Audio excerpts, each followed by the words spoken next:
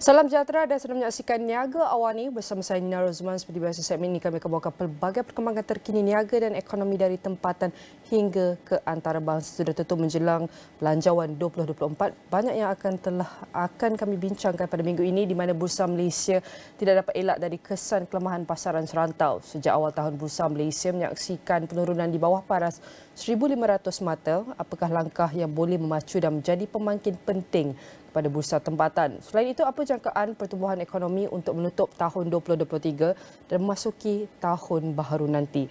Dan sudah sedia untuk mengulas lebih lanjut adalah tetamu kita yang sudah bersedia dalam talian adalah Imran Yassin Mak Yusof, merupakan Ketua MIDF Research. Imran, sudah tentu banyak perkembangan yang akan kami bincangkan dalam perbincangan kami kali ini. Mungkin Imran boleh kongsikan di mana kita pun baru saja tutup suku ketiga ni.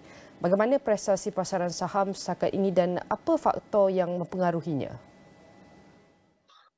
Assalamualaikum dan selamat pagi Nina. Terdapat dua peringkat atau tier lah dalam pasaran saham dengan prestasi yang berbeza.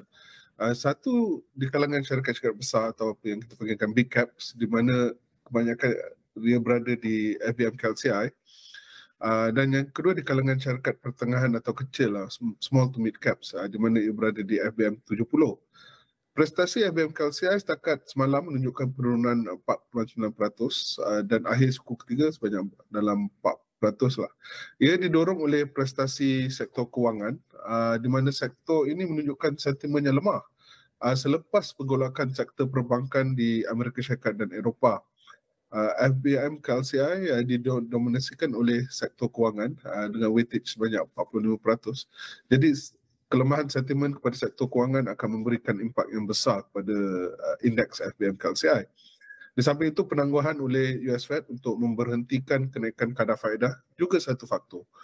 Manakala pula FBM 70 menunjukkan prestasi yang amat memberangsangkan dengan kenaikan 7.4% setakat semalam dan dalam lingkungan 8% pada akhir suku ketiga. Prestasi ini didorong oleh pemulihan beberapa sektor seperti utility, pembinaan dan hartanah. Jadi, apakah pemangkin yang boleh kita jangkakan untuk suku takhir tahun ini untuk penarafan semula pasaran ikuti Malaysia terutamanya?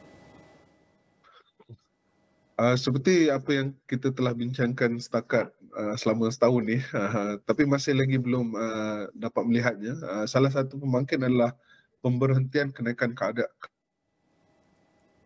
Kerana ini akan membolehkan penilaian pasaran saham atau valuation.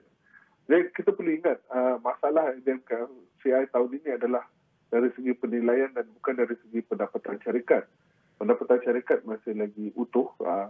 Jadi jika kita dapat lihat pemberhentian kenaikan kadar faedah di US Fed, ini akan memberi satu sokongan kepada FBM KLCI. Manakala FBM 70, kami menjangkakan prestasinya akan berterusan untuk suku keempat.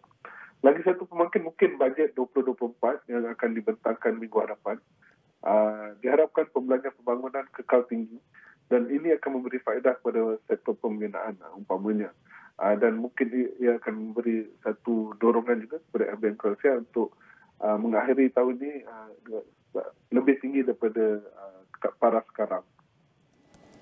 Okey, seperti yang Imran kongsikan, berharap perbelanjaan pembangunan kekal tinggi agar dapat dorong sektor pembinaan dan dorong FBM KLCI untuk ditutup pada tahap yang tinggi akhir tahun ini.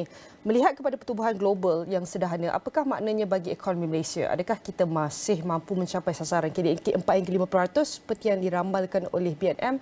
Dan apa risiko khusus yang perlu diambil perhatian yang boleh mengancam pencapaian sasaran KDNK tersebut seperti ketidakstabilan pasaran antarabangsa atau kebergantungan kepada sektor tertentu? Tahun ini kita lihat KDNK Malaysia diimpak oleh prestasi perdagangan luar. Ekspor kita dijangka mengucup 5.3% tahun ini. Tapi kami lihat ini sebagai satu yang tidak menghairankan kerana setelah 2 tahun berturut-turut perkembangan 2 digit. Jadi agak sukar untuk mengekalkan pertumbuhan sebegini. Cuma apa yang mungkin kami bimbangkan adalah daripada skala pengucupan ini. Namun tahun ini ekonomi kita akan disokong oleh pembelanjaan domestik. Ini kerana kadar pengangguran yang berkurangan, penerusan subsidi dan sebagainya. Jadi MIDF menjangkakan kedian tahun ini akan berkembang sebanyak 4.2%. Antara risiko-risiko adalah satu adalah pengucupan atau ekonomi US pergi kepada kemelesetan. Nombor kedua adalah berkenaan dengan ekonomi China, sama ada ia akan perlahan daripada apa yang kami jangkakan. Kerana ini akan memberikan impak yang lebih kepada prestasi perdagangan luar kita lah. Jadi jika seperti saya cakap tadi jika skalanya lebih kepada 50.3 atau lebih daripada itu, jadi kita akan melihatkan ekonomi kita akan berkembang dengan lebih perlahan lah. Itu adalah jangkaan yang positif daripada MIDF sendiri juga, jangkaan untuk negara capai pertumbuhan ekonomi pada 4.2%. Dengan itu, apa strategi pelaburan yang dianjurkan oleh MIDF sendiri dan bagaimana pula dari segi sektor? Macam mana kita nak kenal pasti sektor-sektor yang berpotensi memberikan pulangan yang baik dalam keadaan pasaran semasa dan apa justifikasi di sebalik pemilihan tersebut? Di MIDF Research kami lagi menganjurkan pelabur untuk melabur dalam syarikat-syarikat yang menunjukkan pertumbuhan. Masih belum lagi masa untuk melabur secara defensif. Ini kerana kami menjangkakan akan ada satu recovery kepada pasaran saham kita. Lebih-lebih lagi PMKS lah.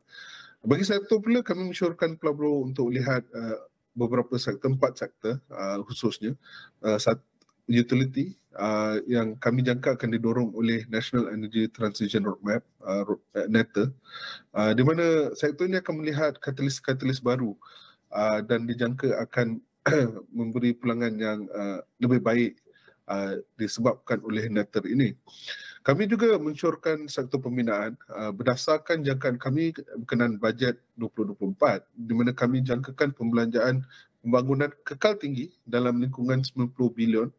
Jadi ini akan memberi satu rangsangan kepada syarikat-syarikat pembinaan. Lebih-lebih lagi dalam segi yang berkenaan dengan infrastruktur. Hartanah juga satu sektor yang kami suka buat masa kini kerana pengurangan inventory. Dan akhir sekali sektor minyak dan gas oleh kerana harga minyak yang meningkat melepasi $90 setong. Jadi ini akan memberi faedah kepada sektor tersebut. Seperti yang Imran kongsikan bahawa NETR antara pendorong kepada pertumbuhan ekonomi. Jadi kalau kita lihat Belanjawan 2024 yang akan dibentangkan pada 13 Oktober bulan ini sebenarnya, mungkin Imran boleh kongsikan adakah Belanjawan 2024 ini juga bakal menjadikan negara berdaya tahan dan berdaya saing bergerak ke hadapan? Jadi ini bergantung kepada apa yang akan dibentangkan lah. Jadi kami menjangkakan umpamanya saya cakap tadi, perbelanjaan pembangunan yang kekal tinggi dalam lingkungan 90 bilion atau lebih. Dan ini akan memberi satu pelaburan lah kepada negara lah, investment into the country. Kerana ia akan menaik tarafkan infrastruktur seumpamanya dan sebagainya. Juga terdapat mungkin insentif-insentif yang baru untuk umpamanya untuk NETR dan juga NIMP 2030. Dan di sini diharapkan akan memberi satu dorongan untuk pelabur-pelabur luar kembali kepada melabur di Malaysia. Jadi itu antara yang kami harapkan akan terdapat dalam bentangan bajet 2024. Baik, itu adalah perkongsian menarik oleh Imran Yassin Mat Yusof, merupakan Ketua MIDF Research mengenai pertumbuhan ekonomi dan unjuran. Seperti Imran kongsikan, MIDF kekal positif terhadap pertumbuhan ekonomi untuk cecah lebih kurang 4.2%, iaitu kekal dalam jangkaan pertumbuhan ekonomi negara sendiri. Dan semua perkongsian ini akan kami rangkumkan dalam astroawani.com dan semua platform digital Astro Awani.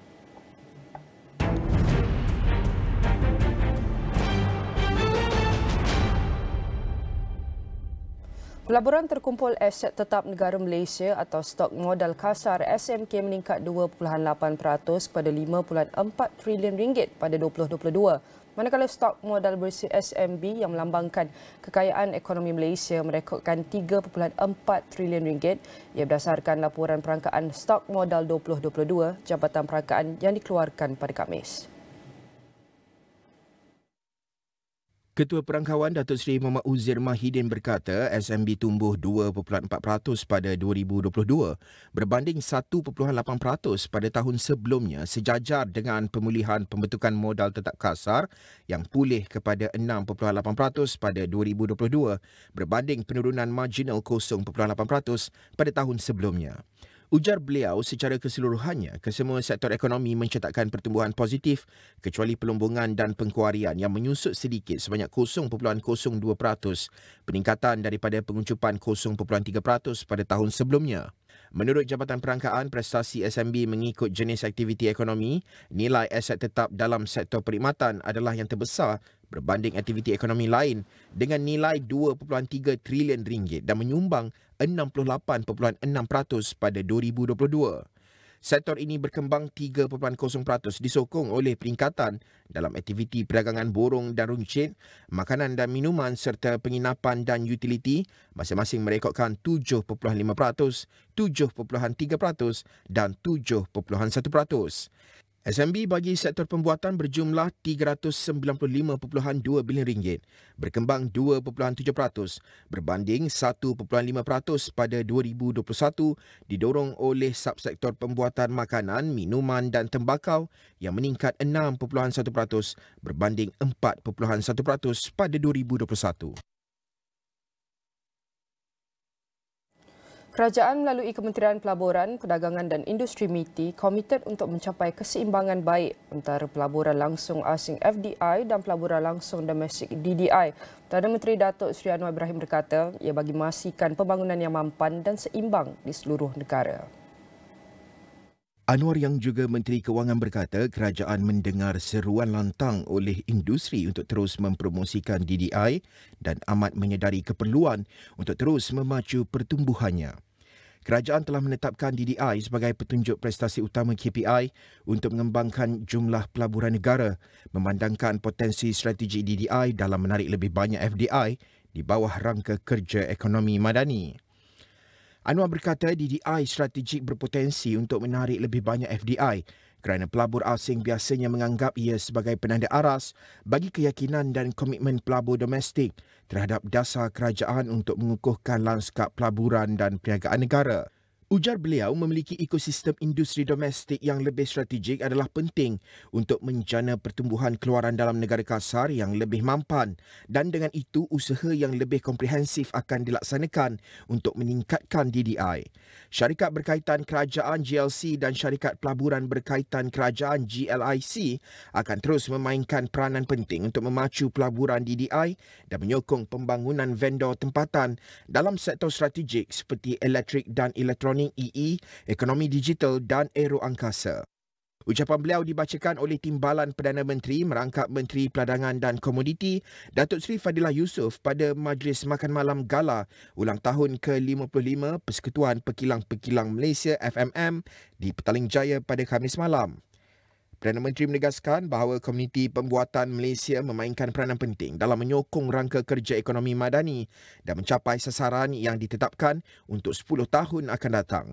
Antara lainnya adalah menjadi peneraja ekonomi Asia, menduduki tangga 30 teratas ekonomi terbesar dunia, berada di kedudukan 12 teratas dalam daya saing global, meningkatkan bahagian pendapatan tenaga kerja untuk mencapai 45% dan meningkatkan penyertaan tenaga kerja wanita kepada 60%. Dalam pada itu, Anwar juga menyuruh industri untuk mengukuhkan kerjasama mereka dalam ekosistem pendidikan dan latihan teknikal serta vocational TVET dengan melibatkan diri dalam lebih banyak inisiatif yang dipacu industri seperti inisiatif Akademi Dalam Industri ke arah membina kumpulan tenaga kerja mahir tempatan.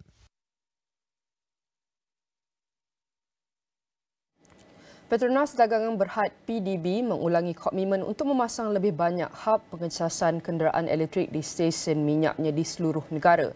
Pemasangan tersebut bergantung pada permintaan dan bilangan kenderaan elektrik di jalan raya sepanjang, kalau kita boleh saksikan, sepanjang tahun.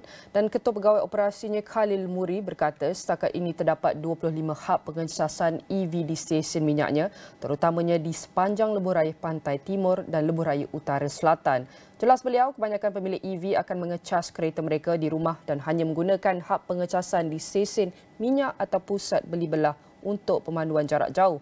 Dalam pada itu, Khalil berkata Petronas Dagangan turut melancarkan program kesetiaan ganjaran mesra tanpa kad baharu mulai hari ini.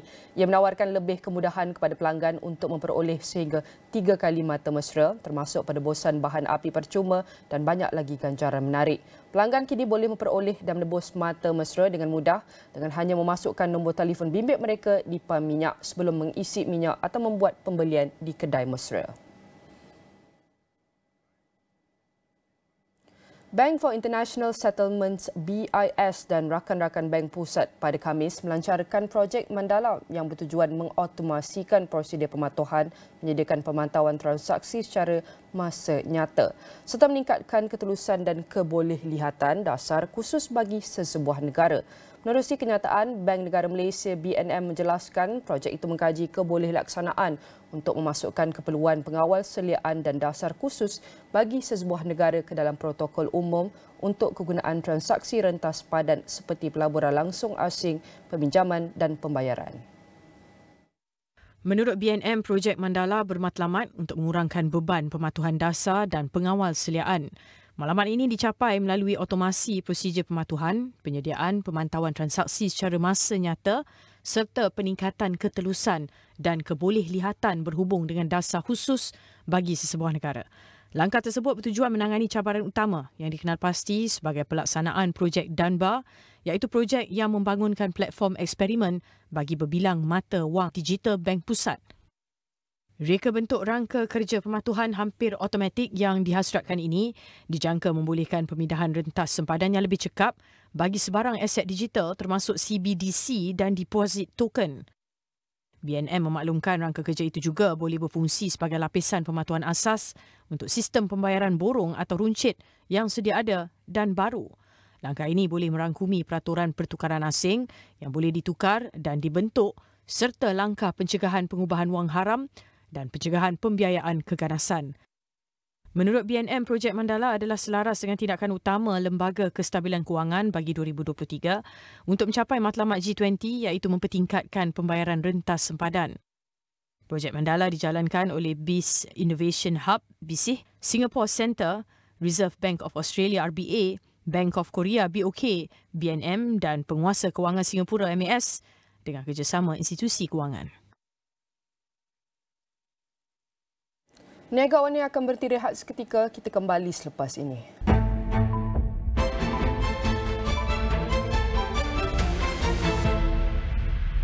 Magnum Matcha Crumble baru.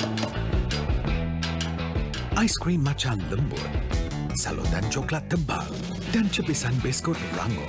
Magnum Matcha Crumble baru. Magnum, kenikmatan sejati. Ada drama yang merungkai misteri tersembunyi. It's not about basketball. It's about winning. Better watch out. Kisah pengembaraan hebat. I am Puss in Boots. Okay. There's something out there calling to me. Hayalan. Not me, the prince. You gotta kiss the prince. Malah pembunuhan. You get her talk. You can just girl talk. You guys okay on you? Hey, Mama. Yeah, we're like work and... I don't think so. Di mana jua bila-bila masa anda perlukan seorang viral. He's done it again. Dengan hanya satu klik, stream pelbagai kisah dan wira-wira hebat di satu tempat. Astro baru, switch sekarang. Kiev menganggarkan Rusia menghantar lebih 400,000 askar di kawasan yang dikawalnya di timur dan selatan Ukraine. Sekitar 8,000 kes kehilangan kad pengenalan MyCard direkodkan di seluruh negara setiap tahun. MCMC telah mengadakan perbincangan kawal selia dengan platform dalam talian terkemuka iaitu Meta dan Google bagi menangani cabaran media dalam talian. Ikuti perkembangan terkini. Buletin Awani 12.30 hari. Asia tumpuan utama dunia. Dengan ekonomi yang semakin rancak, pembangunan lestari dan tenaga boleh diperbaharui, apakah pula impak kecerdasan buatan AI dalam perkembangan teknologi dan masa depan pekerjaan? Kami mendalami setiap berita dan cerita. Saksikan diskusi, dialog dan laporan khas di Agenda Awani Asia bersama koresponden khas kami setiap Sabtu 9 malam di semua platform Astro Awani.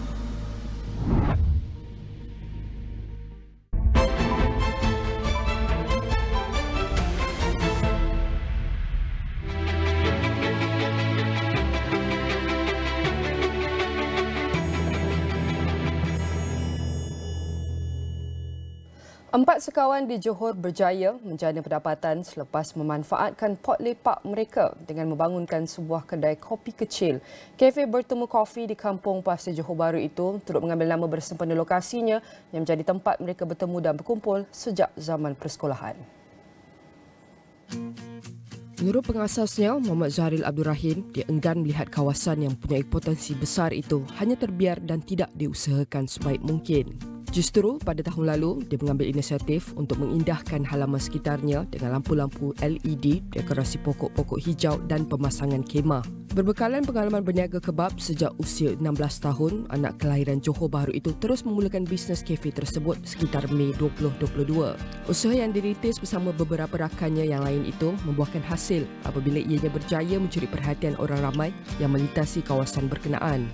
Saya dalam bisnes dah lama, daripada saya form 4 lagi. Mulanya ikut-ikut abang, niaga kebab. Dan lepas tu, dalam 2-3 tahun lepas tu, dia dapat kerja Singapura. Dan dia lepaskan saya sendiri. Dan dah lama tu, barulah macam yang member cakap nak tutup, saya macam dah suka kopi. Dah macam tempat ni, dah sayang dengan tempat ni. Dan cakap tak apalah, bidang terjun. Kita buat je, sambil buat baru belajar. Jelas usahawan berusia 30 tahun itu, dia bersama rakan-rakannya tidak hanya mengusahakan bertemu kopi secara ala kadar atau menjadikannya sebagai pekerjaan sampingan. Sebaliknya, masing-masing komited untuk membangunkan kafe tersebut sebagai kerjaya utama. Susulan itu, banyak inisiatif yang dirancanakan untuk menarik kunjungan ramai, termasuklah menyertai acara-acara luar, selain berkolaborasi dengan barista-barista berpengalaman dan tidak melepaskan peluang mendigitalkan perniagaan itu. Syahri juga membawa masuk vendor-vendor luar untuk membuka gerai di pekarangan kafe tersebut sebulan sekali. Saya buat je. Dari situ saya macam mula buat macam aku ni shop sendiri ke, buat video sendiri apa semua. Dan dari situ start customer datang, customer buat video masing-masing apa semua. Ada customer yang video diorang FYP apa semua. Dan dari situ macam ramai customer daripada luar. Ada yang datang travel, diorang travel ke Johor. Dan bila diorang cek kedai kopi, lalu kat FYP diorang, dan diorang datang sini. Situ macam push. Customer semua dari luar jauh-jauh semua. Bertemu Kopi yang beroperasi seawal jam 5 petang hingga 12.30 malam turut menyajikan pelbagai jenis menu ringkas seperti minuman berasaskan kopi, aiskrim, roti bakar dan kek. Tabah Zahril, dia turut menyimpan hasrat untuk menghidupkan semula bisnes kebab yang pernah diniagakan sebelum ini di kafe berkenaan. Tidak ramai yang tahu bahawa ikan siakap yang lazimnya hidup di lautan masin sebenarnya boleh diternak di air tawar. Situasi ini dilihat sebagai peluang oleh seorang peternak ikan di Pontian untuk menceburi perniagaan benih ikan siakap di kolam air tawar miliknya. Menurut Syarizan Rosdi, selepas menyedari potensi ikan berkenaan, dia terus memulakan perniagaan benih ikan siakap yang dikenali sebagai SR Aquaculture sejak 2016. Usahawan berusia 37 tahun itu turut mempunyai 11 buah kolam ternakan di Benut, Pontian yang mampu dimanfaatkan untuk menternak lebih 1 juta benih ikan. Pada mulanya saya terfikir nak buat benih ikan ni sebabnya yang pertama kali saya buat operasi dekat sini, kita beroperasi dekat sini, kita buat ternakan ikan besar, saiz pasaran. Jadi pada yang sama saya akan beli benih daripada pengeluar lain lah. Tapi masalah dia kadang-kadang benih tu tak ada kualiti dan harga agak tinggi. Jadi kebetulan dekat sini site yang air payau. Jadi dalam masa yang sama saya tahu bahawa ikan siakap ni adalah ikan air payau. Jadi why not saya cuba untuk buat benih sendiri pada mulanya. Dan kali ketiga baru ianya berhasil lah. Daripada situ saya teruskan buat benih siakap sampai ke hari ini.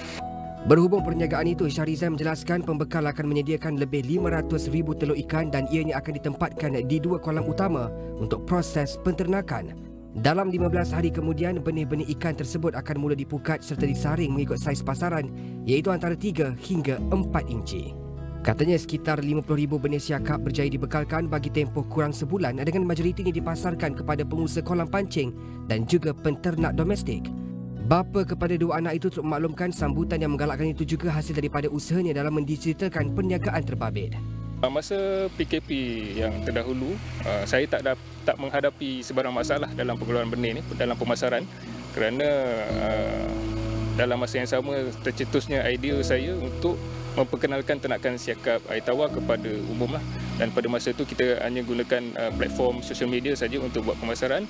Dan ramai juga yang berminat dengan ternakan ikan siakap ni kerana ianya boleh dibuat di rumah dengan skala yang kecil.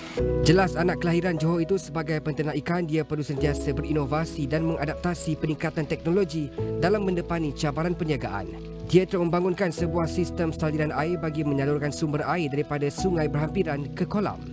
Jelas Syahrizan, mesin pam yang dibina sendiri itu telah membolehkan dia menukar air takungan kolam daripada air tawar kepada air masin mengikut kemahuannya. Ia memandangkan SR Aquaculture bukan hanya menternak ikan siakap, malah turut membekalkan benih ikan jenahak, kerapu, ikan merah dan juga udang galah sebagai sampingan. Teh tarik, kopi susu dan bandung menjadi antara minuman kegemaran rakyat Malaysia. Malah sewaktu Perintah Kawalan Pergerakan PKP 3 tahun lalu, pastinya minuman itu antara dirindui ketika mengetih dan borak santai bersama rakan. Mengambil peluang itu, House Act yang bertapak di Kempas Johor menghasilkan minuman yang dibotolkan.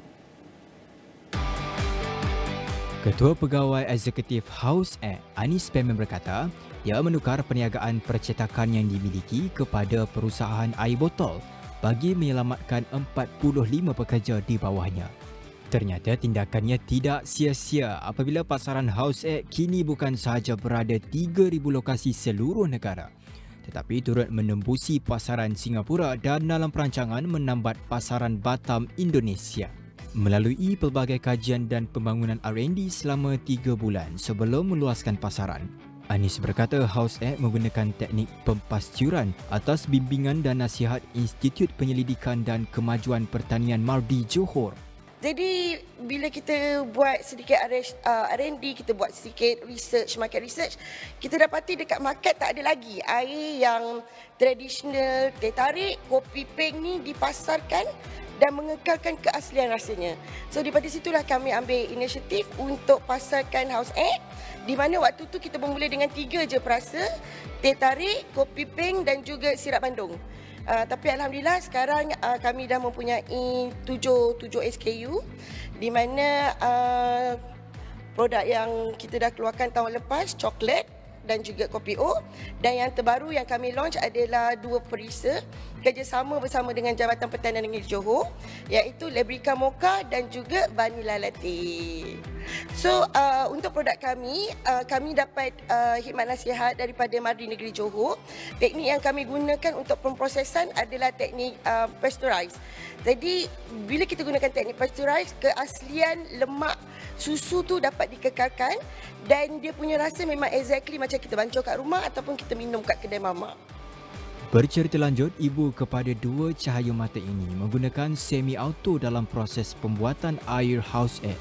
Walaupun proses membancuh dan pembotolan dibuat secara manual, pasukannya berjaya mengeluarkan sehingga 25,000 botol sehari bagi memenuhi permintaan di Singapura. Sebenarnya kami sangat terharu sebab daripada bulan Jun 2021 sehinggalah kita sambut 31 Ogos yang lepas, House Act telah mengeluarkan sebanyak 5.5 juta botol dalam masa 2 tahun 2 bulan.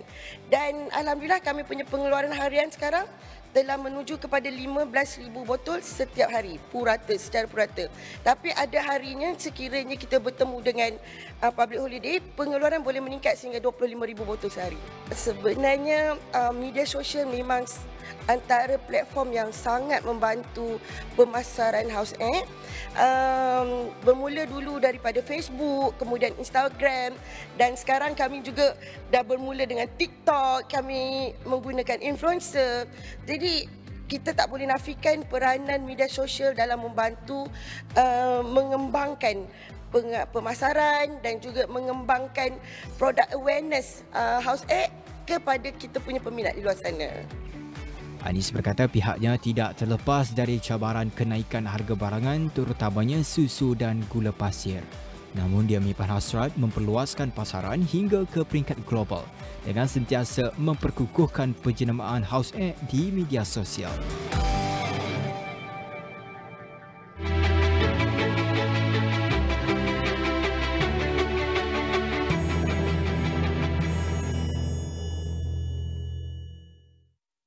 Bursa Malaysia ditutup tidak berubah pada Khamis berikutan jualan pada minit-minit akhir dagangan yang membantutkan pemulihan indeks utama itu apabila para pelabur mengambil pendekatan tunggu dan lihat jelang pembentangan Belanjawan 2024 minggu depan, kata seorang peniaga.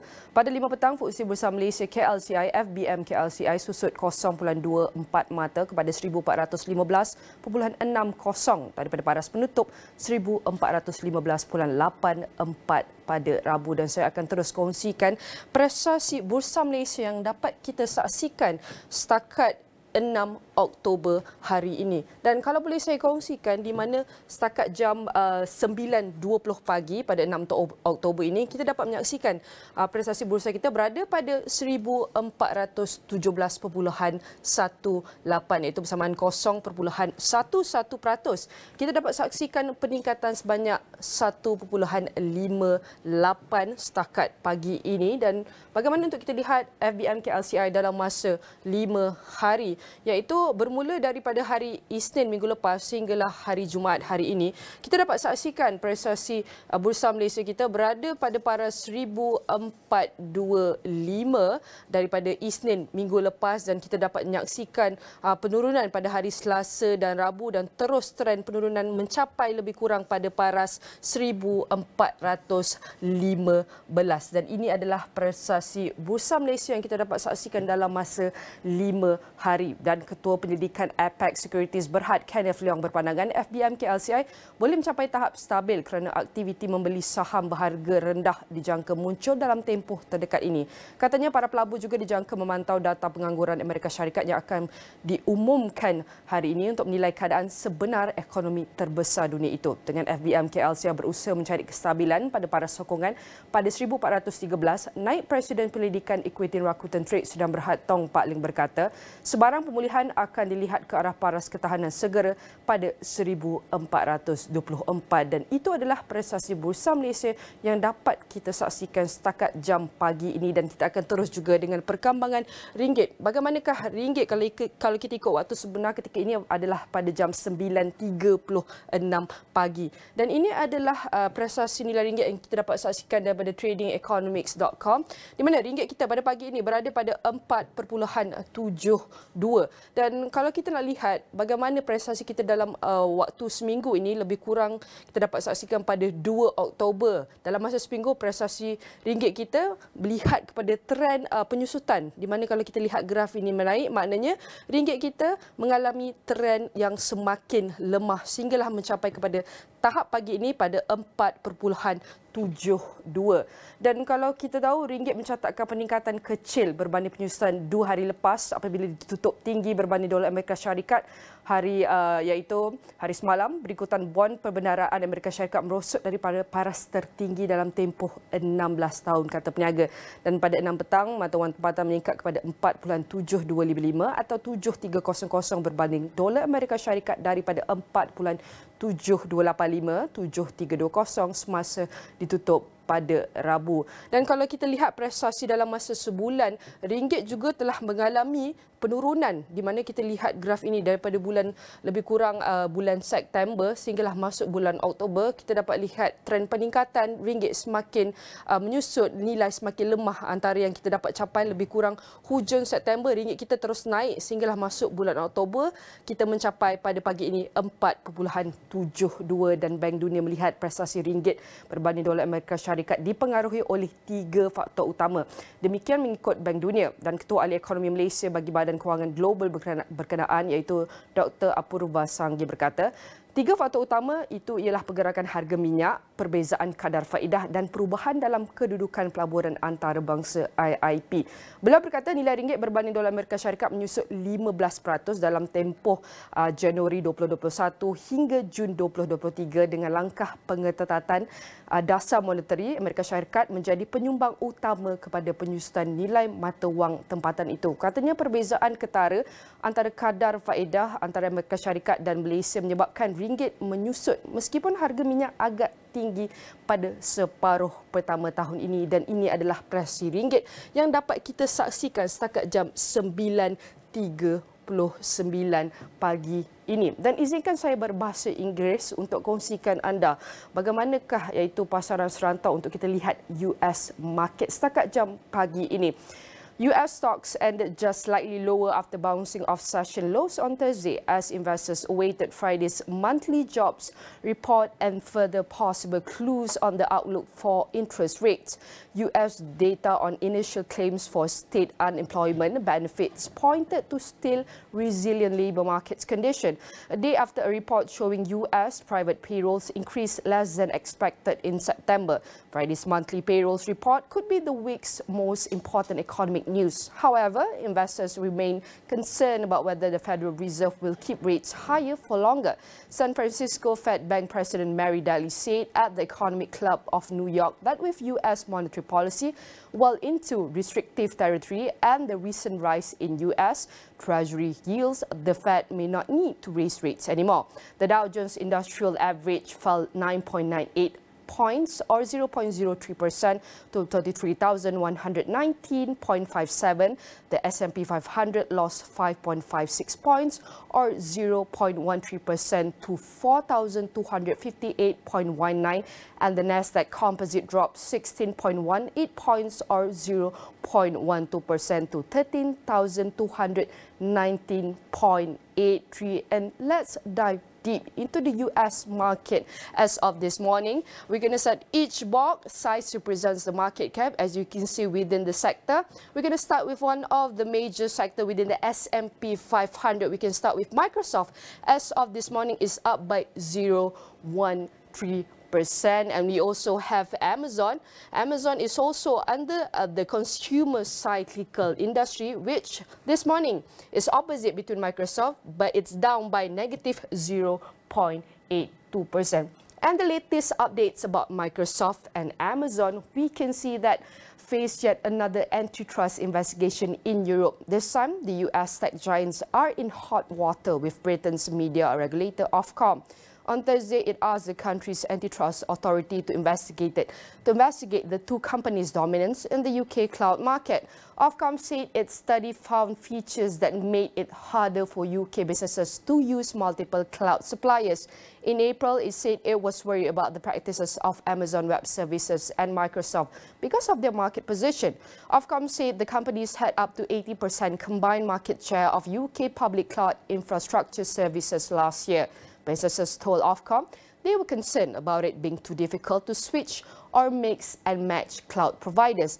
Amazon said it disagreed with the move on Thursday, and the firm argued Ofcom's findings were based on a fundamental misconception of how the IT sector works. Microsoft said it was committed to ensuring the UK cloud industry remain highly competitive, and Britain Competition and Markets Authority, or CMA, will lead the investigation. And we're going to move on to Apple this morning, up 0.72%. And the latest update about Apple, the CEO of privacy-oriented search engine DuckDuckGo said it started with Apple about a potential contract fail because the smartphone maker was reluctant to give up Google's multi-billion-dollar paychecks, according to newly transcripts of a landmark antitrust trial of the Alphabet unit. Gabriel Weinberg, who also founded the company, testified on September 21st on the effect on DuckDuckGo of Google's $10 billion in annual payments to smartphone makers and others to keep its search engine as the default on computers or mobile devices. Some of his testimony took place outside of public view. A redacted transcript unsealed late on Wednesday showed DuckDuckGo had struck a deal with Apple in 2014 to be shown as an option on Apple devices. Soon after, DuckDuckGo began pressing Apple to be made the default choice for users who wanted to work in privacy mode, which limited data collected on the users. App makers seek to be the default in their area, whether it be search or maps or anything else, because many users are unable to reluctant to change defaults. And next is the semiconductor within the S&P market. We can see this morning is green, our green C, with up 1.47 for NVIDIA Corporation, with NVIDIA closed the most recent trading day at $440.41, moving up 1.2% from the previous trading session. The stock's performance was ahead of the S&P 500's daily gain of 0.81%. Shares of the maker of graphics chips for gaming and artificial intelligence have depreciated by 10.36% over the course of the past month, underperforming the computer and technology sector's loss of 6.4% and the S&P 500 loss of 6.19%. Investors will be eagerly watching for the performance of NVIDIA in this upcoming earnings disclosure. In that report, analysts expect NVIDIA to post earnings of $3.32 per share. This would mark year-over-year growth of 472.41%. Meanwhile, our latest consensus estimate is calling for revenue of $16.04 billion, up 170.46% from the prior year quarter. And we're going to move on to Adobe, which is Adobe. We can see here a lot of updates in the morning. Adobe within the technology sector is down negative 0.38%. Adobe's incorporation rivals and customers are being quizzed by European Union watchdogs on whether the US software firm could upend fair competition in the interactive product design market after its proposed $20 billion buyout of Figma Incorporation. In questionnaires seen by Bloomberg, the EU seeks feedback on the possible harm that Adobe would cause if it levers its market power to slash the price of Figma's products or bundles them with its own Creative Cloud offering. Figma use of developers' tool into its design software offering, particularly the company's new Dev Mode feature, which allows developers to translate design into code, also features in the EU's line of questioning. More broadly, EU regulators examining Adobe's record buyout also want to know whether the use of artificial intelligence and machine learning technology in product design tools could cause competitive risks in the future. Recipients to the questionnaires were given until October 2nd to respond. Such fact-gathering by the EU's antitrust arm is a standard procedure in complex deals that may pose competition concern. And for the next update is Google. The CEO of privacy-oriented search engine DuckDuckGo said its talk with Apple about a potential contract failed because the smartphone maker was reluctant to give up Google's multi-billion-dollar paychecks, according to newly transcript of a landmark antitrust trial of the Alphabet unit. Gabriel Winberg, who also founded the company, testified on September 21st on the effect on DuckDuckGo of Google's $10 billion in annual payments to smartphone makers and others to keep its search engine as the default on computers or mobile devices. Some of his testimony took place outside a public view.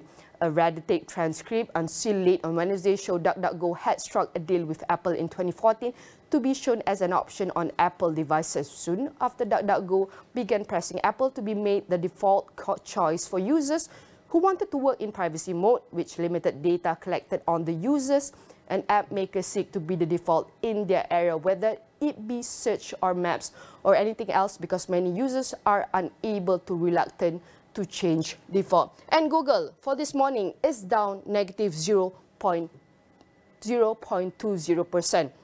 And for Tesla, we can see it's also down this morning, negative 0.42%. And the latest update for Tesla is final permits for Tesla to build an electric vehicle EV factory in the northern Mexican state of Nuevo León could be ready in weeks, and the local government is beginning infrastructure work requested as we can see requested by the company, a senior official said on Thursday. Tesla in March announced plans to open a major plant in Nuevo León, its first in Mexico, which has also attracted EV investments from other automakers seeking to meet ambitious production targets. The company has not given details on construction or production. Nuevo León's economy minister Ivan Rivers said in an interview that the automaker helmed by billionaire Elon Musk is considering a bigger plan than originally envisaged and is still hammering out design, architecture and engineering plans. The federal government is on track to grant environmental approvals within weeks, he said, which will allow the electric vehicle maker to begin construction. And that is the latest update of the trend and regional market insights as of this morning. And don't go anywhere. Niaga AWANI will be taking a short break before returning with the latest update on Niaga Spotlight with my colleague Termina Kauji right up next.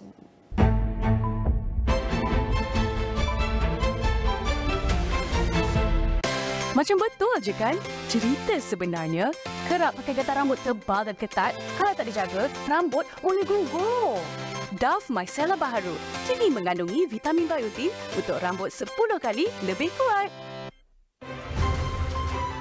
Astro mengucapkan tahniah kepada kontingen Malaysia di atas kejayaan mengagumkan di Sukan Asia ke-19 Hangzhou 2022.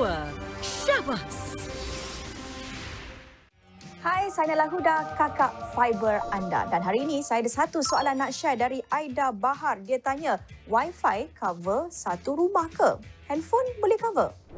Dah tentu Astro Fiber dengan router canggih Wi-Fi 6 boleh cover satu rumah, satu family boleh pakai. Bukan saja semua handphone boleh jimat data pakai Wi-Fi. Anak-anak nak buat homework online pun senang.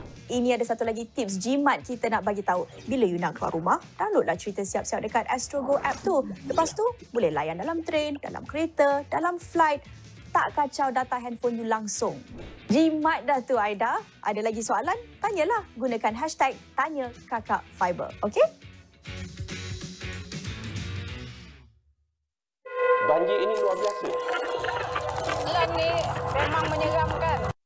Setiap masalah dihadapi bangsa pasti ada punca dan dalangnya. Tugas kami untuk mencari, mendengar dan membongkar sebarang isu atau masalah agar ada penyelesaian. Setiap sudut akan diteliti, penjelasan semua pihak akan diamati. Tiada fakta yang akan disembunyi. Kita bongkar semua, dedah sampai habis. Mendedahkan kepincangan, rasuah dan masalah rakyat jadi tanggungjawab yang kami galas. 501 bongkar, terpaling dedah. Di dalam setiap berita yang dibawa, konteks amat penting. Cara kita mendapat berita kian berubah.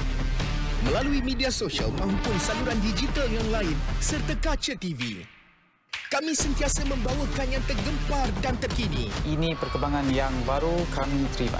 Berteraskan acuan verifikasi yang diamalkan supaya setiap fakta adalah sahih. Daripada analisis pelbagai sudut yang mendalam, laporan-laporan khas dan perbincangan yang membina negara. Inklusif, suara rakyat kami ajukan.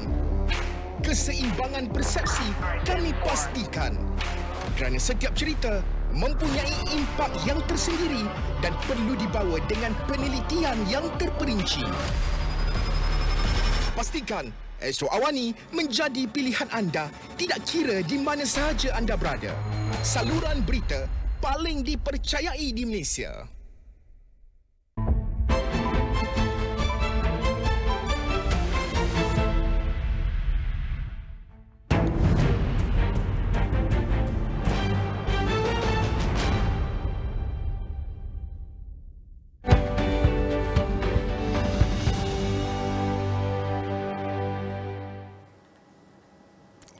Hello and welcome to Niaga Spotlight with me, Tamina Kowsji. So today, of course, we are focusing on all things budget. And when it comes to budget, today we are actually having a focus on social enterprises in Malaysia. So Budget 2023 was all about developing Malaysia Madani, which focused on rebuilding the people's finances and emphasis on rural development as well as strengthening MSME growth. It's essential to recognize that social enterprises or SEs are a crucial employment provider, especially when combined with sustainable support and allocations.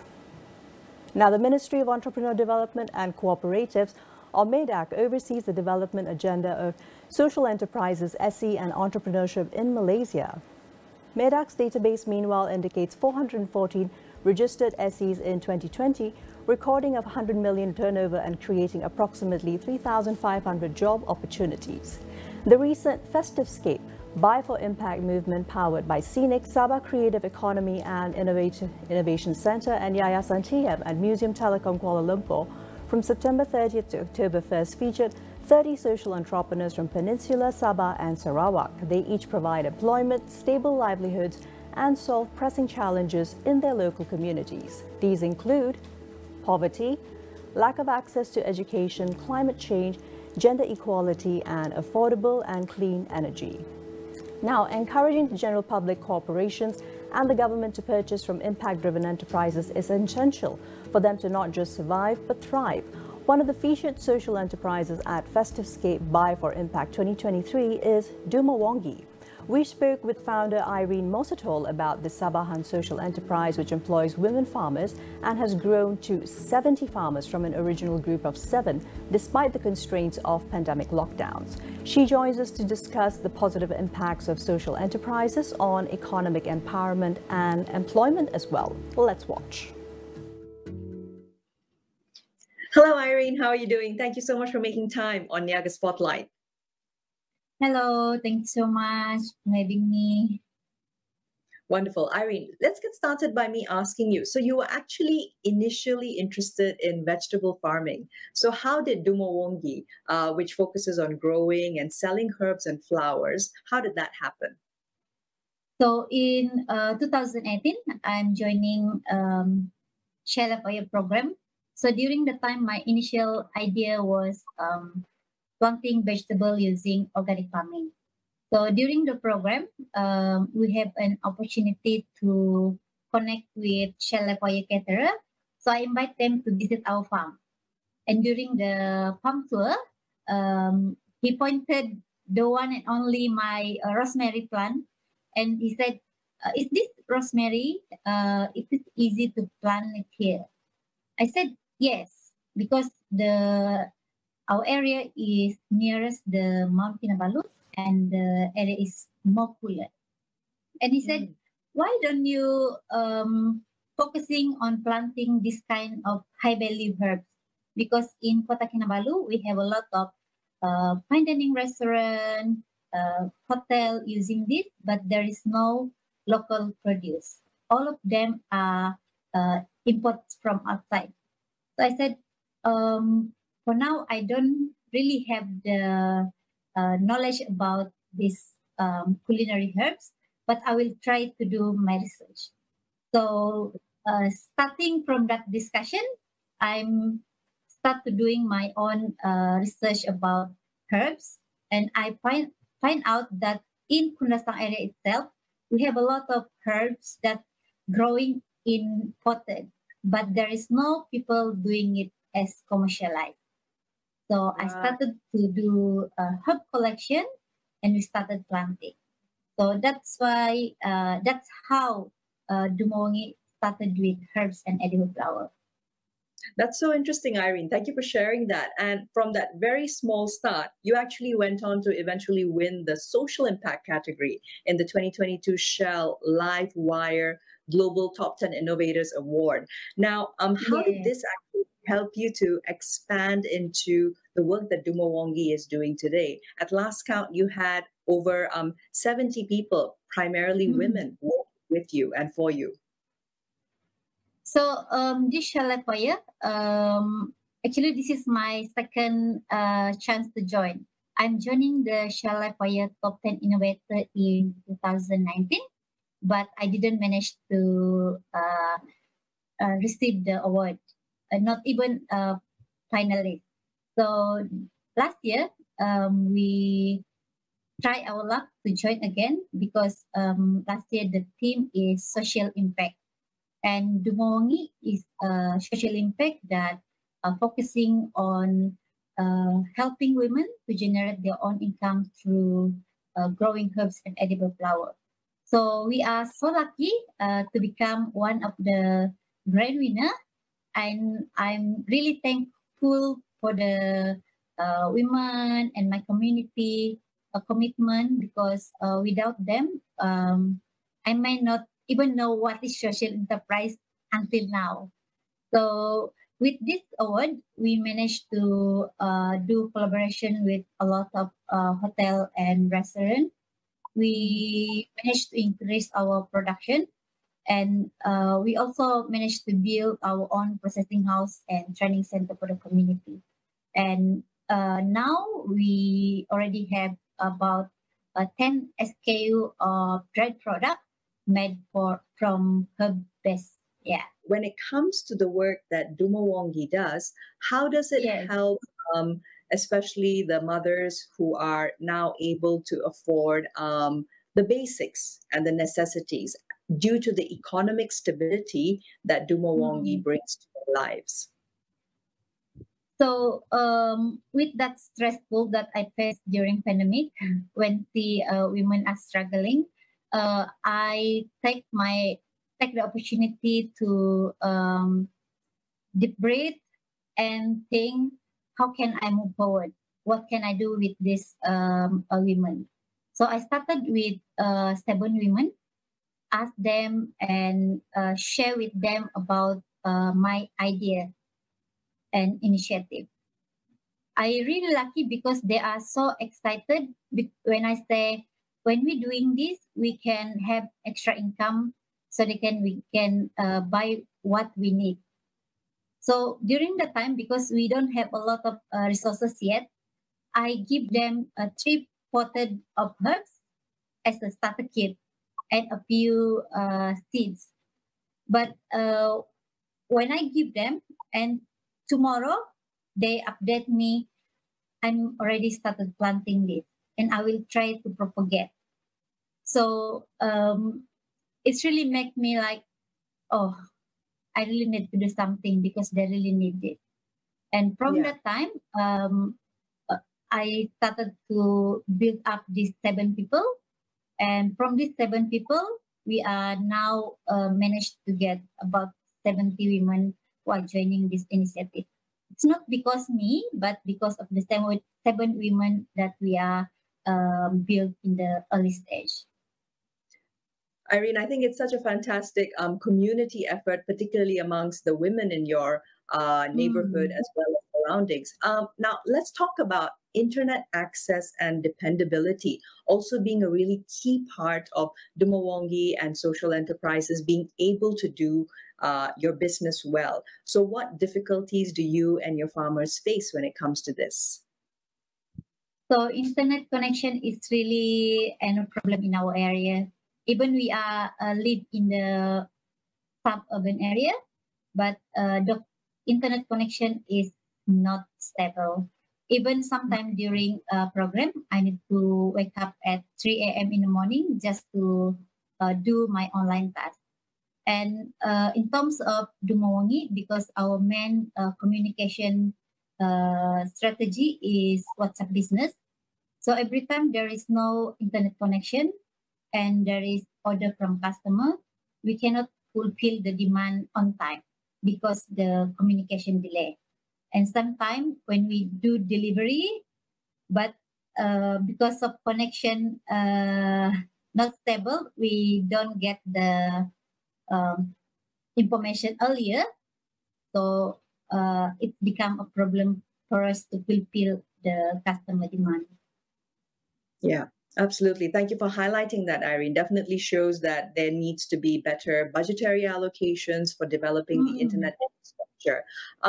One last area that I'd love to ask you about, Irene. So what are some other challenges that continue when it comes to Dumawangi's work, when it comes to the farming arena, and what can help to make it more sustainable? Our main problem right now is pest and disease, plant pest and disease, because we are doing natural farming.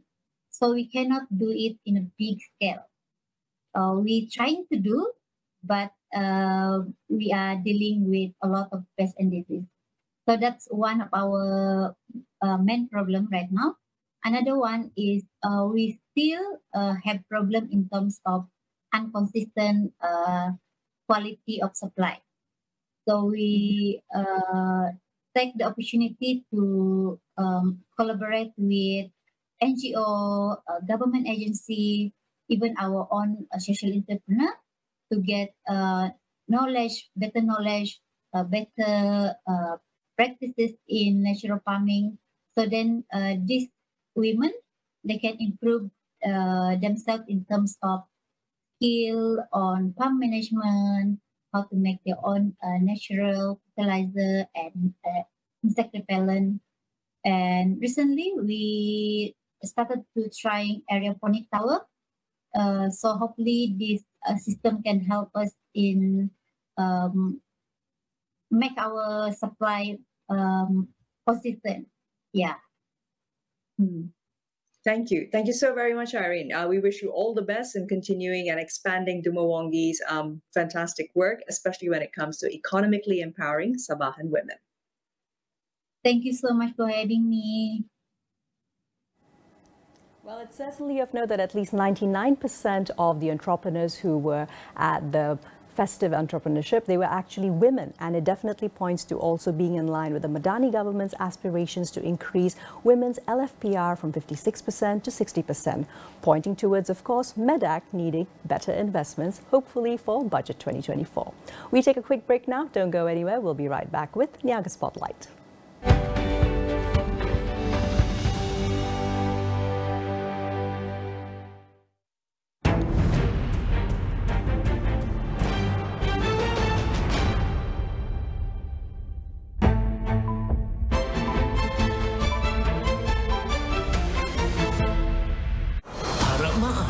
Tiada lagu lagi. Ini pertandingan. Semua nak try to kill you. Permainan emosi bermula.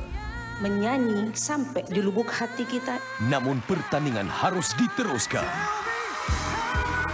Definitely one of my favorite.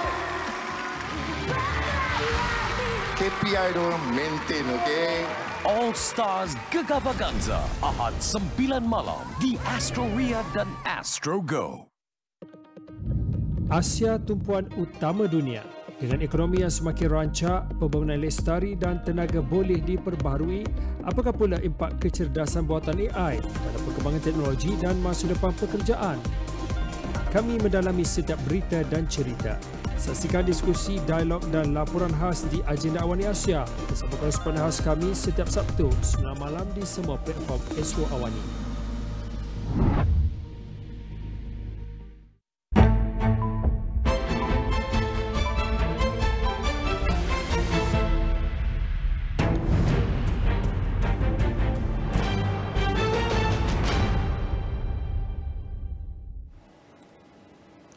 Welcome back to Niaga Spotlight. Moving on to future affairs, we shift the focus now to another significant economic engine, social media commerce platforms. So overall, the Malaysian digital economy contributed 22.6% to the nation's GDP in 2022.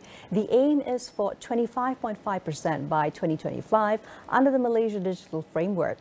RM100 million Geran Digital PMKS Madani or GDPM introduced under Budget 2023 is expected to spur a digital revolution among micro, small and medium enterprises, the MSMEs, as well as small hawkers. Additionally, e-commerce on social media platforms is thriving in Malaysia due to both convenience as well as highly competitive pricing.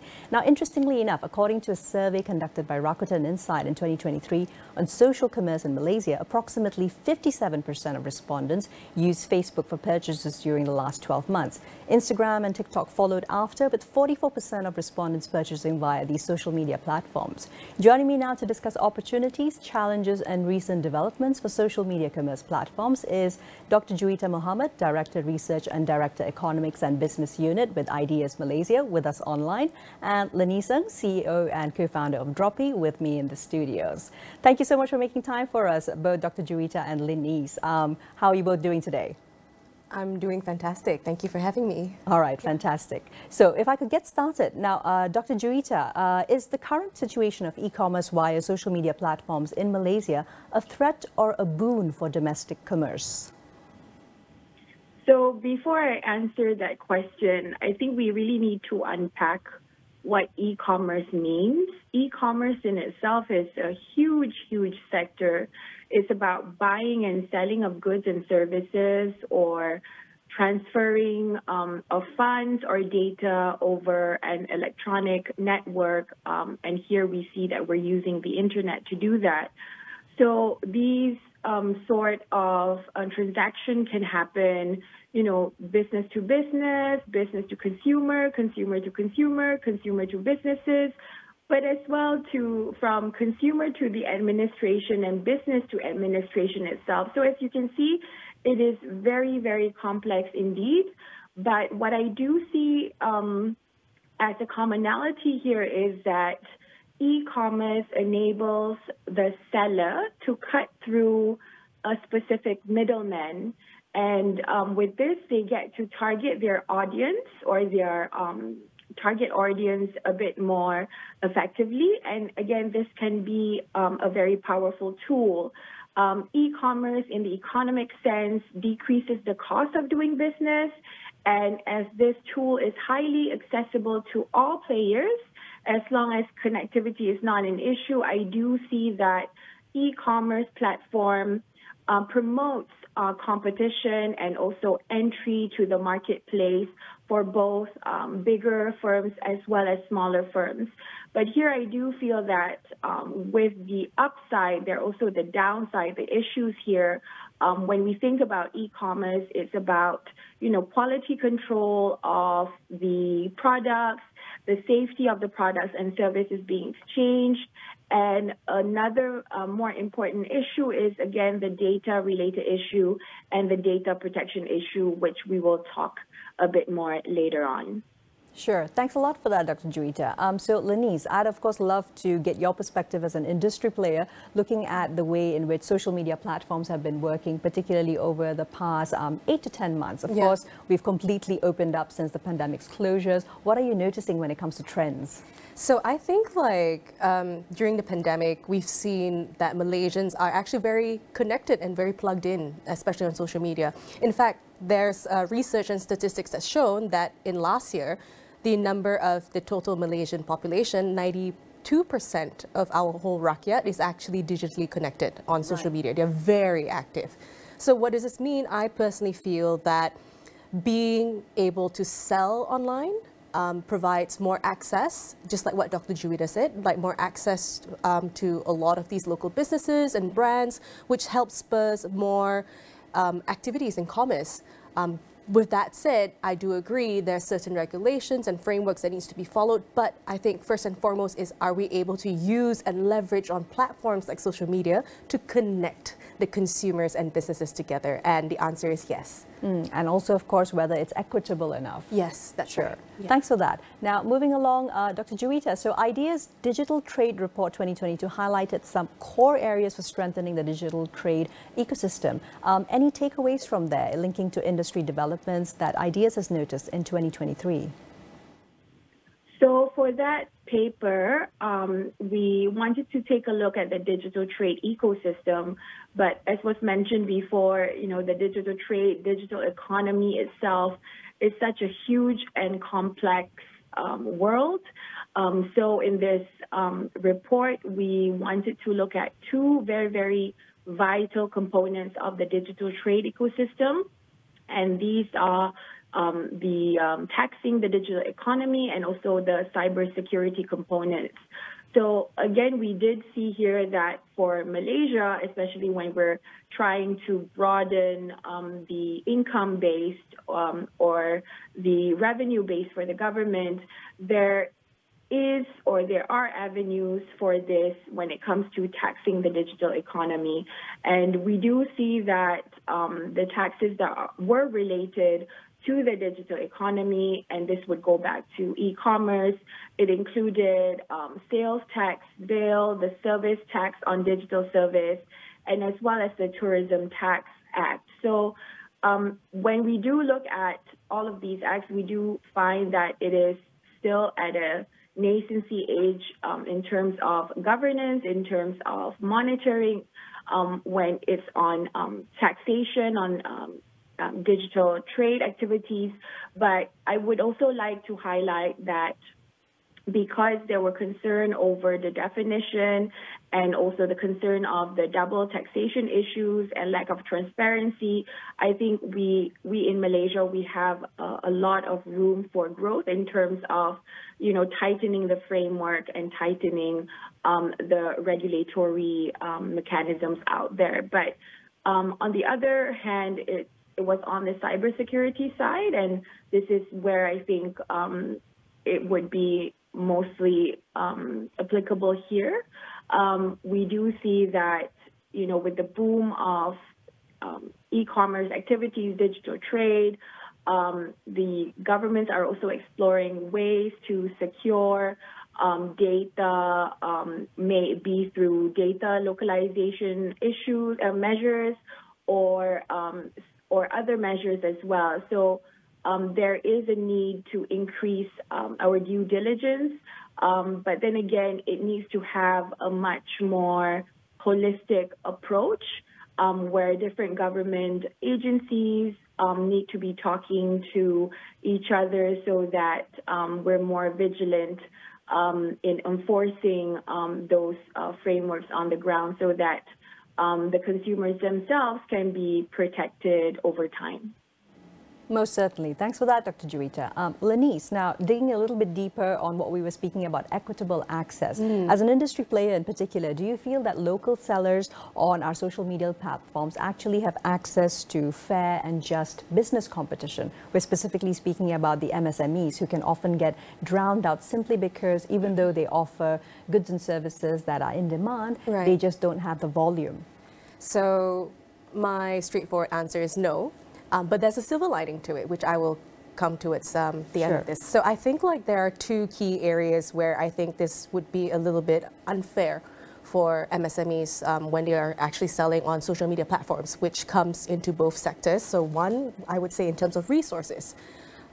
Social media, they monetize based off on advertisement spaces, so ad spaces and sponsors posts. In comparison to large companies and their larger competitors, they do not have enough firepower or capital to actually invest in buying up those spaces. So that's one disadvantage. But also on the other hand is also the literacy, digital literacy, the know-how and the knowledge of how do you read data to meaningfully act on better business decisions, on how do you position your product and position your business online. So those are the stuff that I think both would make it a little bit disadvantageous for smaller companies. However, with that said, because of this disadvantage, I think the silver lining here is that a lot of these small business owners, they're able to be more flexible, and just as long as they're aware that they have to be a bit more frugal or pay more attention in terms of the way that they're spending and positioning their product and brand online, this gives rise to a higher emphasis on data and numbers to figure out how can they actually navigate through these social media platforms to sell better, to position themselves better. Exactly. Yeah. Now, I think one area to move into a little bit deeper right now that's very, very also on point with regards to increasing women's LFPR is, of course, the opportunity for women-led social platforms and businesses. Now, you are also involved with UNGTA. Tell us a little bit about that. So one of my roles for the last 2.5 years is to be an advocate for e-trade for women across Asia Pacific region via UNGTA.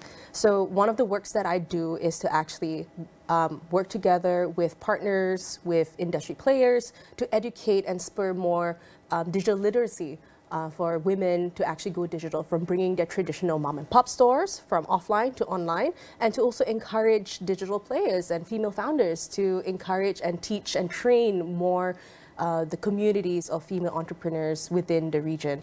So we've seen a promising growth because at the end of the day, advocating for women to adopt and leverage off on social media and e-commerce as a channel to actually generate more revenue, which allows households now to have a dual income households instead of relying on a single household family. So I think that at the end of the day, more work still has to be done to encourage this digital literacy, but we're getting there for sure. Definitely, we're getting there. Yeah. Now, I think when it comes to all the opportunity that there exists for social media commerce platforms, at the same time though, are there any cautionary perspectives from industry players when it comes to combining social media and social commerce? I think just like what Dr. Juwita said, we have to pay more attention in terms of its transparency, the way that policies and regulations frameworks are being imposed. It could get a little bit confusing because this is a very new environment for not only in Malaysia but globally, right? We've seen issues such as like data frauds and the lack of data protections in the US, in the UK, and etc. But it's also something that we had to look globally to see how we're able to create a global framework to ensure that we are practicing commerce in a safe, secure way. Yeah, absolutely. I think it doesn't happen so much to be a perspective about limiting it, but also to carefully monitor the growth of it, right? What we've seen very interestingly enough, since June, TikTok Shop in Malaysia has actually partnered with Buy Now, Pay Later BNPL provider Atome. Now, is there any perspectives when it comes to this being able to expand size and also enable merchants to reach a wider, more platform? I think Buy Now, Pay Later, the whole concept and the idea of it, the framework of it is fantastic, especially for micro and small businesses trying to figure out how to grow and expand and purchase products that they could never have enough capital in the past in order to do so. But the downside of it is also their financial literacy and how are they able to manage their finances. Are they over-purchasing on certain items that eventually would lead to a downfall of not only in terms of their credit scorings, but also their business credibility in the long run. So I think that while, and I'm sure there's a lot of talks about how Buy Now, Pay Later is very beneficial to the community and the market in overall hindsight.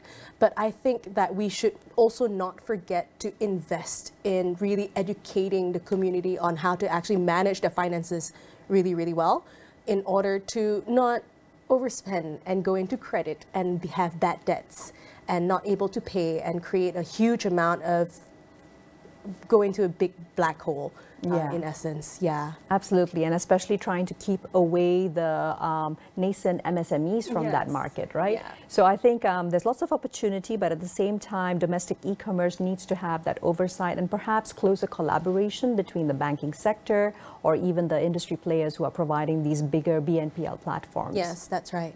Okay, from there, Lenise, I'd love to focus for a couple of minutes on something, of course, which has taken the Southeast Asian digital market by surprise a little. What's happening in Indonesia when it comes to the fact that they have banned TikTok Shop as of immediate effect because they actually want to help protect offline brick and mortar businesses, particularly the domestic ones. Do you feel that sort of a reaction applies to the Malaysian digital commerce model and especially social media commerce or not, and why?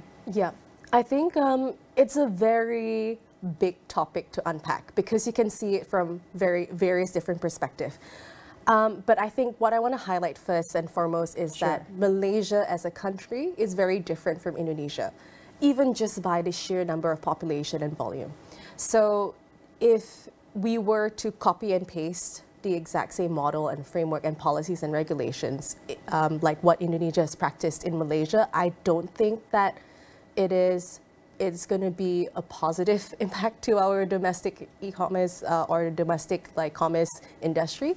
I think because Indonesia has a lot of consumer and the power of them to actually able to spend. The number of population of this 10x larger compared to Malaysia. Because of that, then it's going to be difficult for us to actually create that economics of scales and volume of demand and growth that's generated within our nation. So, but what I see here is that the banning of TikTok in Indonesia isn't necessarily a long-term solution for anyone at all. I think at the end of the day, the free market, I've always believed in the free market model, and the key here is that how can we invest in the local businesses to empower them and educate them so that they're able to be globally competitive in the global market. Correct. And also TikTok has, of course, gone on the record saying that it will offer about $12.2 million in cash grants, and perhaps some of that could be optimized for smaller markets like Malaysia, where they haven't yet come in with something as severe as a ban for TikTok Shop yet. That's right. So I just like to point out that if you ban TikTok,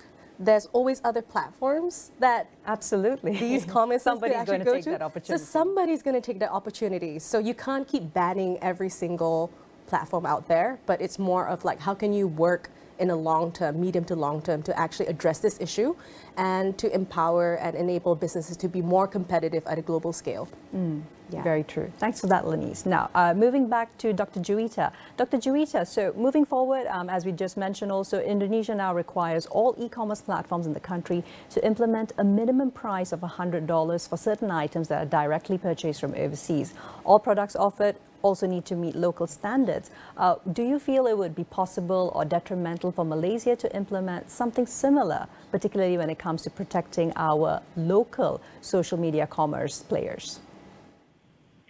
This is a very good example of what was going to be introduced in Malaysia a couple of months ago. I think last year there was this move, but it wasn't passed by the parliament just yet. This was still in the discussion, whereby if you were going to buy a product that is of a certain threshold, then there'll be taxes incurred. So again, this was something that was still being discussed in Malaysia, but I do feel that, again, if we are talking about taxation itself, then again, this could be a way for the government to broaden its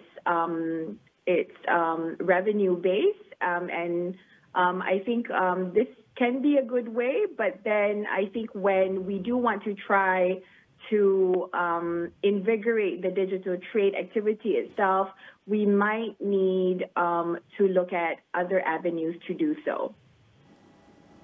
Interesting thoughts there. Lenice, any follow-up to that when it comes to Malaysia? And of course, there was quite a big furore when this was proposed as being something that would come into play. But of course, we have staved off from that. Do you feel it will come into play at some point in time where there will be a taxation for slightly higher end worth products?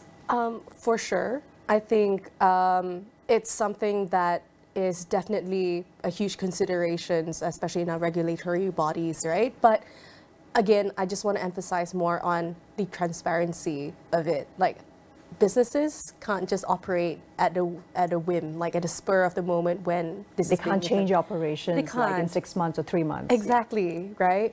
So I think being able to communicate it well and also talk about it transparently and educate the market along the way, why is it beneficial for the rakyat as a whole, is important. Sure.